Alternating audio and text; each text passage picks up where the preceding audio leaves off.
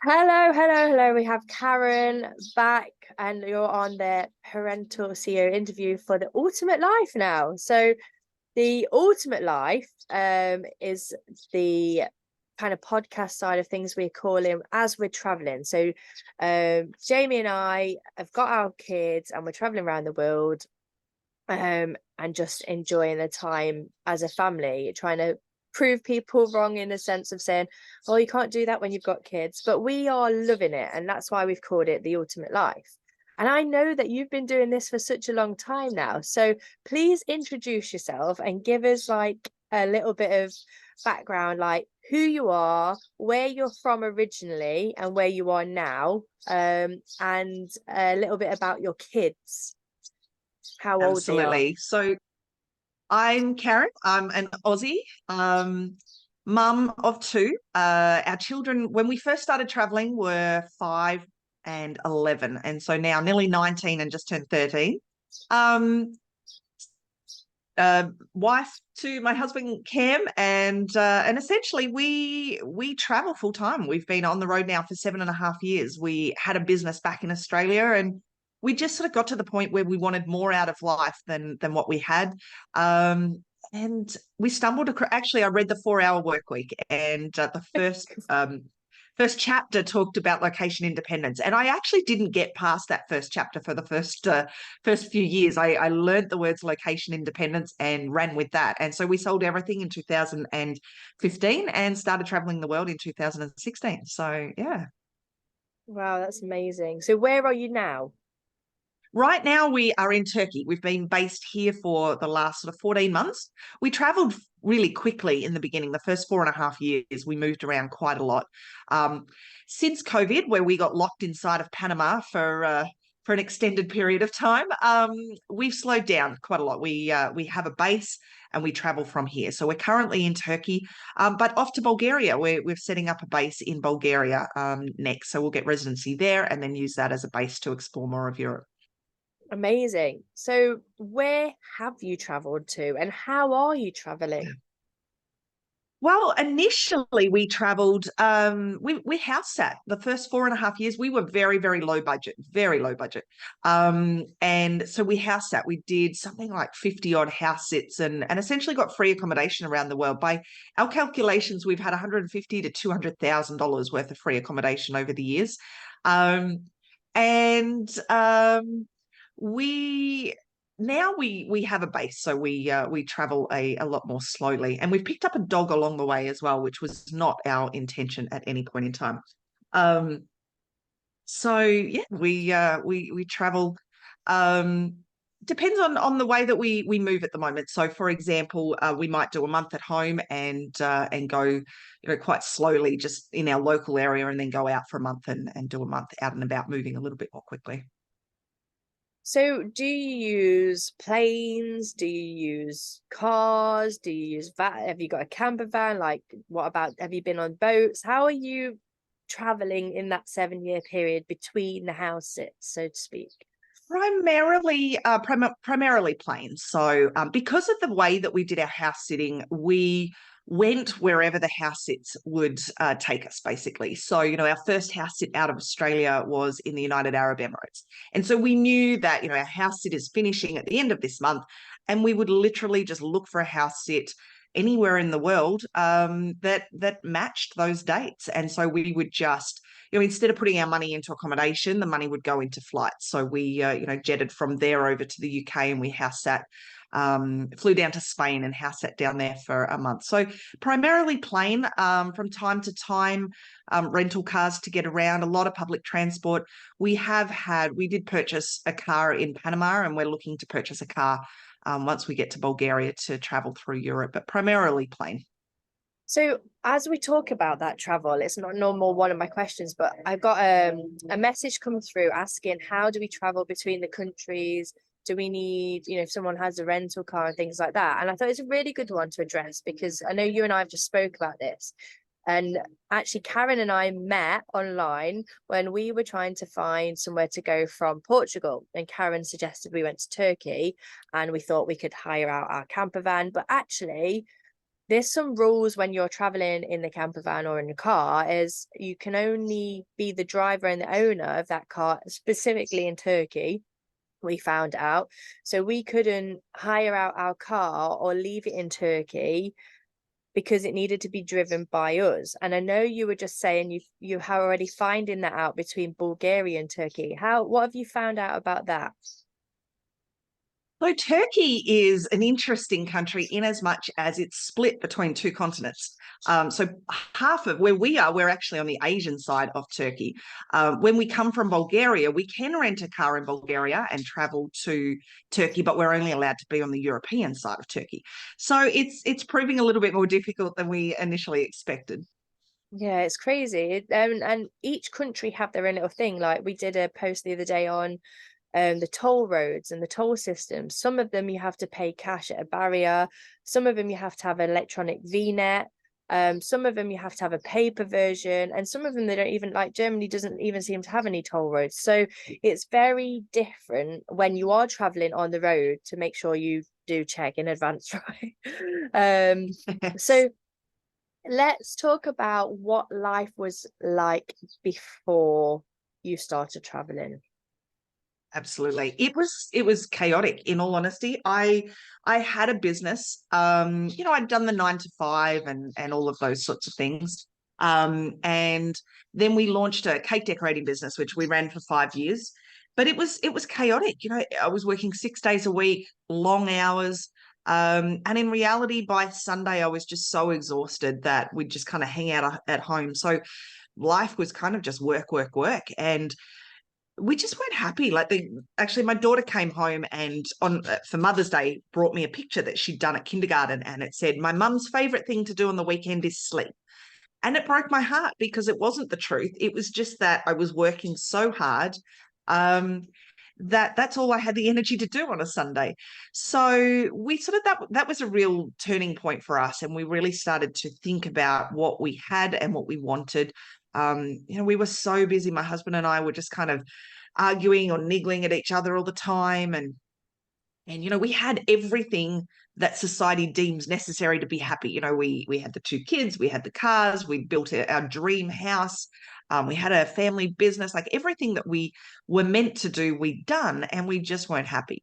So we said, you know what, let's just go on a holiday. We sort of put the business on hold for 7 weeks, and we went on a vacation. We went to the US, and we did a cruise and visited family in Bolivia.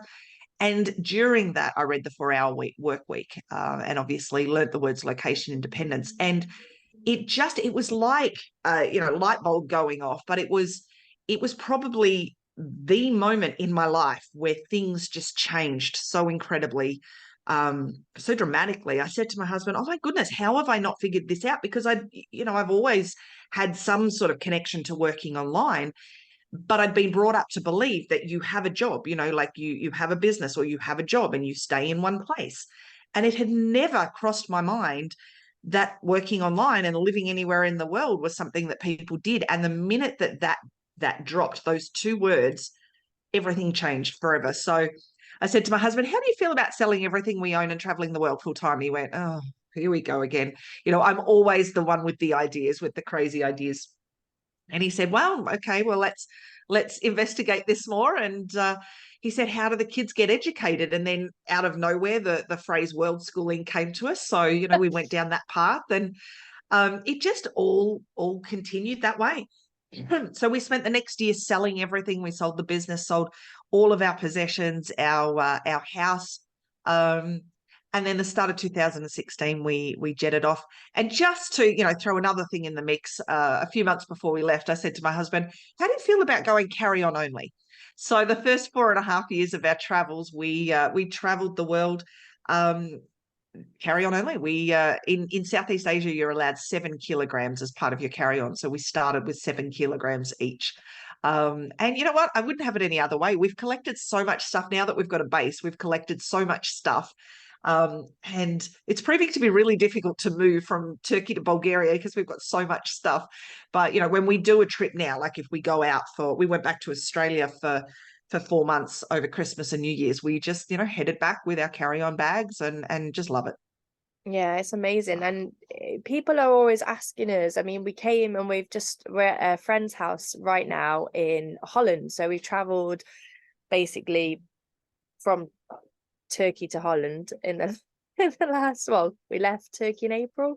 Um and we're here and they're like, Lauren, we've got 3 kids. How do you do it? Like they've got this massive house, like toys, bikes, trampolines, everything that we had, and an amazing shed. And they opened the door to our van and was like, how on earth are you guys living Yeah. in here? And I was like, well, we have an Audi bag each of clothes. And that goes to the laundrette, and I either pay somebody else to do it so I can go and play with the kids on the beach, or some days we'll like around this end of Europe, we've been going to the laundrette and it'll be, I'll take one of the kids, we'll do a one-on-one time. We just found an amazing laundrette in Prague where yeah, it was Prague, where there's got a kids play area outside and a row of shops. So you could get ice cream or coffees or chocolate or whatever you wanted whilst your washing was in. And it was all electronic. So you just throw it in, beep your card, head off to the shop, kids playing on the playground, go back in, shove it in the tumble dryer, beep the card, done. And it was like great because because although I was doing the laundry, it was a big 6 kilogram load. I just threw all the bags in one and it was so easy. But we have, we've had this thing where like you're talking about just carry on only. Well, what do you need? You just need clothes, right? And a toothbrush and maybe an iPad. Absolutely. You really, it's been truly amazing to realize how little you actually need. And so our life is all about experiences, not stuff. And I think the key to that was when we sold everything. We had a massive house. We built this massive 5-bedroom, all everything, like it was huge, and we filled it with loads of stuff. When we sold it all, I spent 48 hours on Facebook Marketplace, taking photos and selling it all. Everything, like all of our big stuff sold for 10 grand. Like our entire, like everything was only 10 grand's worth of stuff. And what I've realized is all of that clutter, just life is so much easier when you don't have a lot of stuff, when you just have the basics. Like you need clothes, but it doesn't matter if you've got 5 shirts and you just rotate them. Like it really, really doesn't matter. But life's so much simpler when you don't have so much stuff around. Oh, 100%. And when we were selling ours, my husband was like, holy moly, how many shoes do you have? And I had all like a whole wardrobe just with shoes. Uh-huh. And now I have a pair of walking boots and I've got these like walking trainers on, and that's it. And I was saying, I could really use some sandals. Oh, we got some Crocs for when we're going in the sea and things. Uh-huh. But I was like, I could really do with some sandals. Like, don't even think about going back in the shoe room. It took a lot to make that transition, because we're brought up that stuff is what we need. And I didn't think I shopped a lot, but once we sold everything, I realized that if I was bored, I'd go out to the shopping center and just spend hours just browsing and buying stuff that I really didn't need.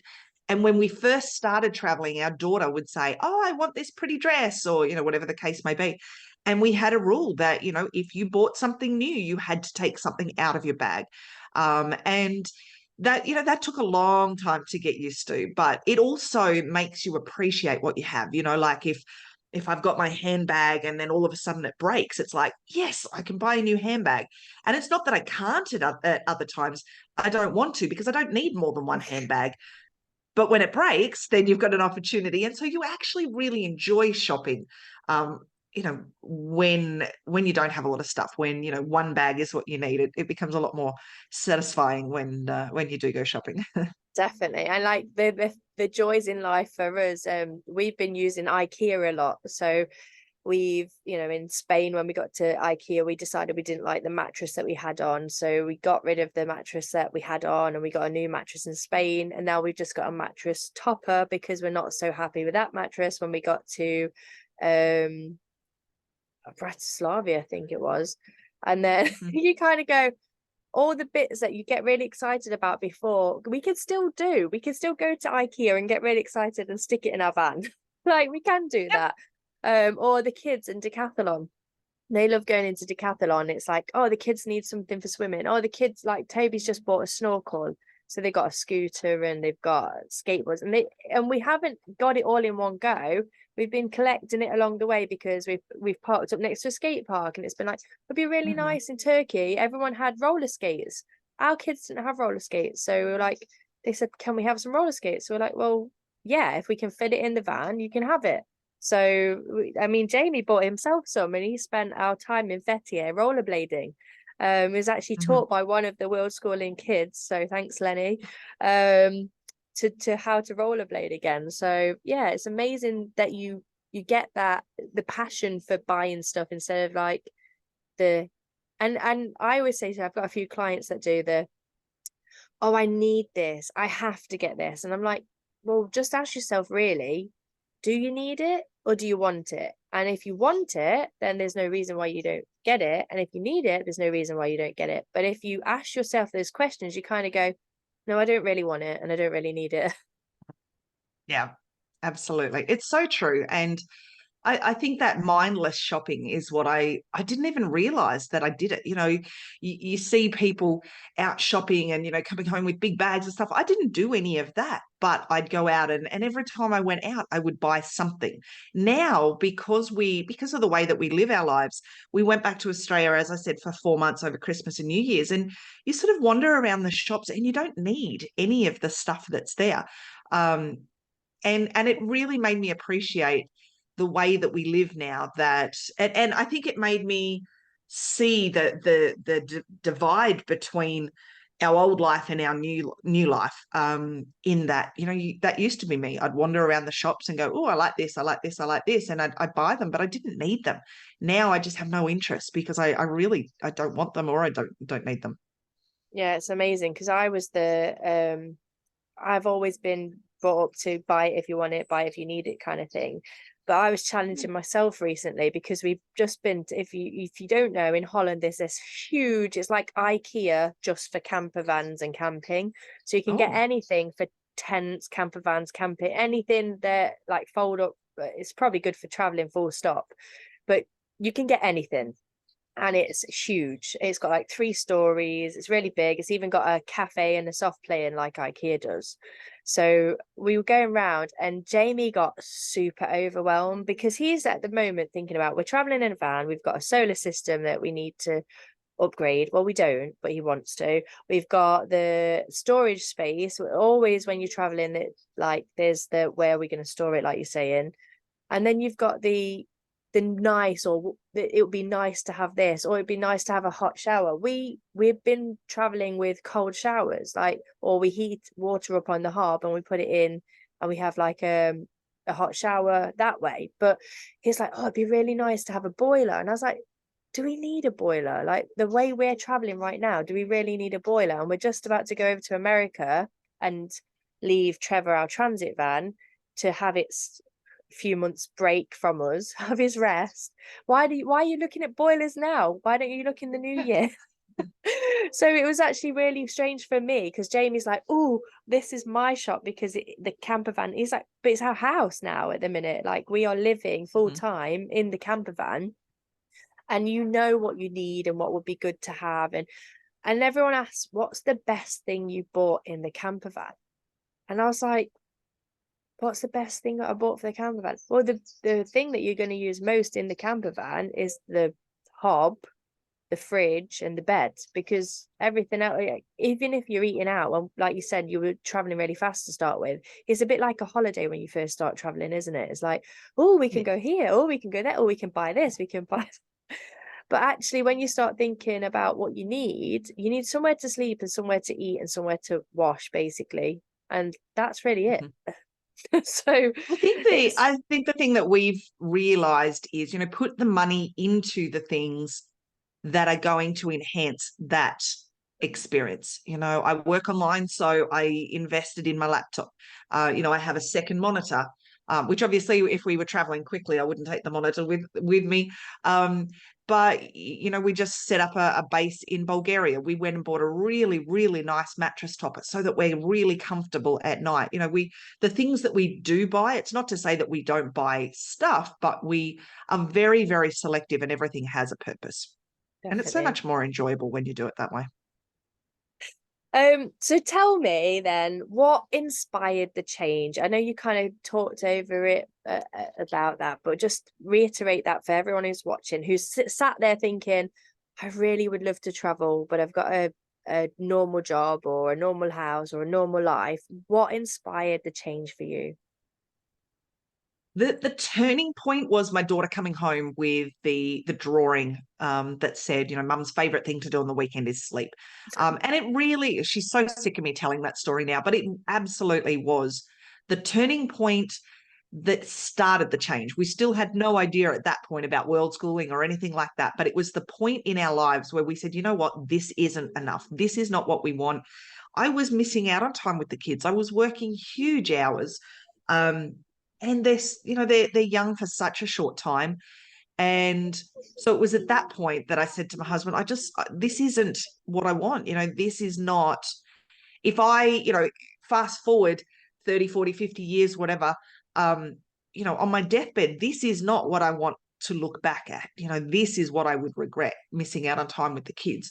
So that was the big thing for me. I wanted more time with kids. I wanted better relationships with the kids. I wanted more experiences. I didn't feel like we're truly living. We had our nice house and our cars and all of that, but we were living kind of bare basics. We didn't have the money to go out and have nice dinners all the time or do lots of activities or whatever.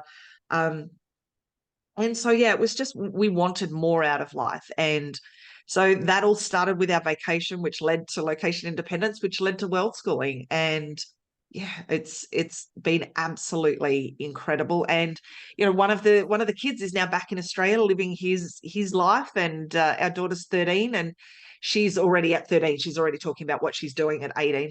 But my husband and I fully plan on continuing to travel as we are now, because we see the value in experiences. Our life is all about experiences. And I know at the end of our first year of travel, I looked back, we were sitting in a 5-star apartment that we were house sitting in China. And I sat there looking back at the year that we'd visited 12 different countries during the year. We'd had so many experiences, and it was the first time in my life that I truly felt like I was living. I wasn't going through the motions. We talk about our old life now and we call it our groundhog day existence, doing the same thing day in, day out. And we wanted more out of life. And so we created it. How did it feel when you stepped outside that comfort zone? That people who are right there now, because I know for me it was like a tearing feeling, but then it was also like leveling up. So when you actually decided, right, we're doing it, you started selling everything and you stepped outside the box, how did that make you feel? I was beyond excited and beyond terrified at the same time. I remember sitting in my car at one point. We'd already sold everything. We had moved, we were selling our house, and we'd moved into a little, 3-bedroom unit for 6 months just while we finished everything off. And I remember sitting in my car, bawling my eyes out, because I was so scared of, what if I've completely screwed up my kids' lives? What if, taking them out of school is the worst thing that I could ever do? And I think the thing is that back then there wasn't the world schooling community that there is today. Yes, there was a community, but today it's so much bigger.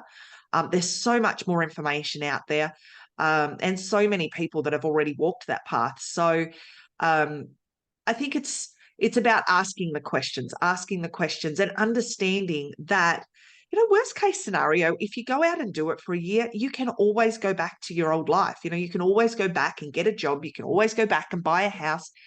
It took a lot to get out of the mindset that we'd been brought up to believe. You should have a house and you should have cars and you should be, have your 9-to-5 job and all of these sorts of things. I remember the first couple of years we would drive around and would see all these big, beautiful homes. And there was part of me that just thought, oh my God, like, I don't have a mortgage. I'm not, investing for the future and, paying off my mortgage. And in 30 years time, I'll own it and all of this sort of stuff. But what I did have was experiences and memories and, all of the, like, I was truly living. So yeah, it's scary to break away from the ordinary. And I remember the moment I told my parents that we were going, I was terrified that my dad was going to get upset with me. They travel a lot, but I was still terrified that they would say, what are you doing? You're being stupid, whatever the case may be. But at the end of the day, you only live one life. You're only here a very short time. And so, do you want to do the same thing that you're doing every day for the next 20, 30, 40 years, or do you want to get out and have some adventures? If it doesn't work, go back. You can always go back to your old life, but it might be incredible. And that's what I see with a lot of people that start this. They just, they might commit to 6 months or 12 months. And if anybody is having those concerns, then I would say definitely just choose 12 months. Go and do it for 12 months and see what happens. It won't suit everybody, but if it doesn't, you've got incredible memories. If it does, then you've got a whole new adventure and a whole new life. Amazing. That's so amazing. And it really hits home because although we don't know each other, as in we didn't meet at work or at a mum's group, we've met each other through the communities. We met each other through online. We understand each other with the business side of stuff. We understand each other with how much clothes we take in a bag.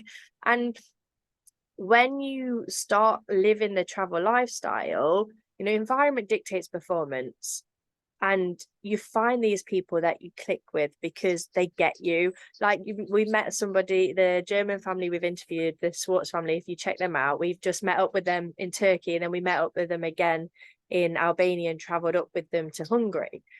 And just the little things, like they have got a water boiler on, so they were like, hey, do you guys want a hot shower today? But it's funny because they understand it, but they've got their normal house, their normal 9 to 5 life they're going back to, but they've had this amazing year of parental leave where they could spend the time together, they could understand that.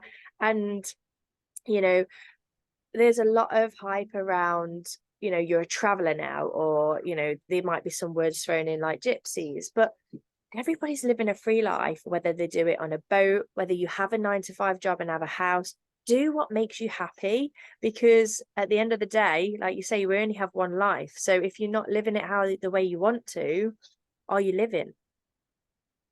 Absolutely.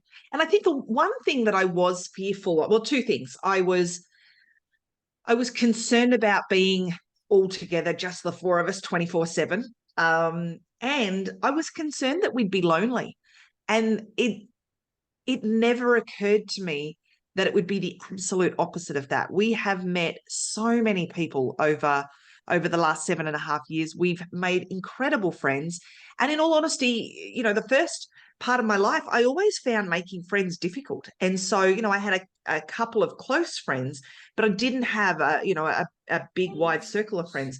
When you're world schooling, you do have so much in common with these people, and so you can connect with these people so easily, and you do create friendships that are so much deeper, and they happen so much more quickly. So we've got friends that we've met up with, in 4 or 5 different countries around the world. Friends that I've known online for 6 years, who we've never met up, and then all of a sudden we meet up in a country, and it feels like you've been best friends for all of these years and you've never met in person. So being lonely is absolutely not a concern that I needed to have. In fact, we sort of get to the stage sometimes where we just need to back away and have some family only time, because we socialize so much that sometimes we just get exhausted by how much socialization we get. Amazing. Thank you so much, Karen. Thank you for your time, and thank you for adding to the community. And Absolutely. let's hope that anybody who's watching can come and meet up with us, guys, wherever we are. Yeah, absolutely. Thank you so, so much.